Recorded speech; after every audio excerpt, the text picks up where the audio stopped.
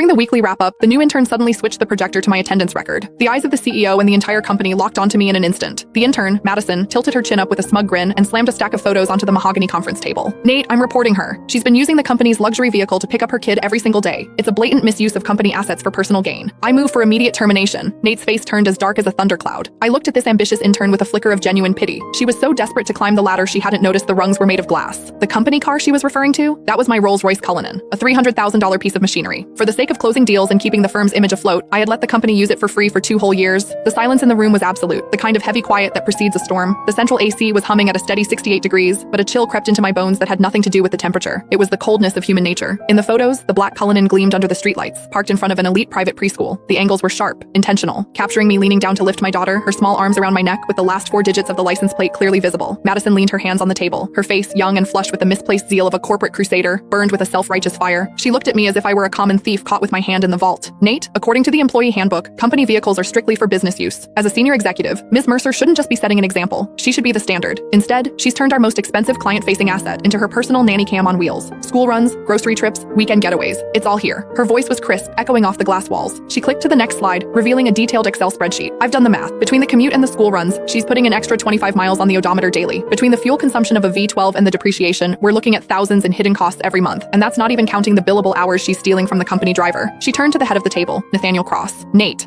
was my college classmate. He was the founder of this firm. In the early days, when he couldn't even cover payroll, I was the one who dipped into my savings to keep the lights on. Later, when we needed to project an image of success to land the big fish, my 5-year-old BMW didn't cut it. Without a second thought, I brought in the Cullinan I'd bought myself as a 35th birthday present, a car I'd owned for less than a month. I told him back then, "Take it, use it. We need the clients to see we're already in their league." That temporary favor had lasted 2 years. I paid for the gas. I paid the insurance premiums. I covered the maintenance. Sometimes when the driver was overwhelmed, I even drove to JFK myself to pick up VIPs. Everyone in this building knew that car was mine, or at least they should have. But looking at Nate now, there was no defense in his eyes. His brow was furrowed, his fingers drumming rhythmically on the table, a nervous habit he had whenever he was weighing his own interests against someone else's. "Diana," Nate finally spoke. His voice was low, coated in a professional coldness that felt like a slap. "The evidence Madison provided, is it true?" I stared at him, my heart skipping a beat. "Is it true?" 2 years ago, when he begged me for the car to save face, he said, "Diana, I'm so sorry to ask this of you. As soon as we're in the black, I'll buy you a brand new one." 1 year ago, when the cash flow dried up, I used that car as collateral for a bridge loan so he could pay his staff. He told me then, "Diana, this car is the company's lifeline. It's your badge of honor." And now, he was asking me if it was true. I scanned the room. George, the sales manager, had used that very car last week to pick up his mother-in-law from the hospital, bragging on Instagram about company perks. Now he kept his head down, intently studying his legal pad. Sarah from HR, who asked for the keys every other month for supplies but really just wanted to cruise with her boyfriend, was looking at me with a sneer, as if I were a white-collar criminal. It turns out that in the face of profit, kindness isn't just cheap, it's invisible. "What do you think, Nate?" I asked. My voice was calmer than I expected. Nate avoided my gaze.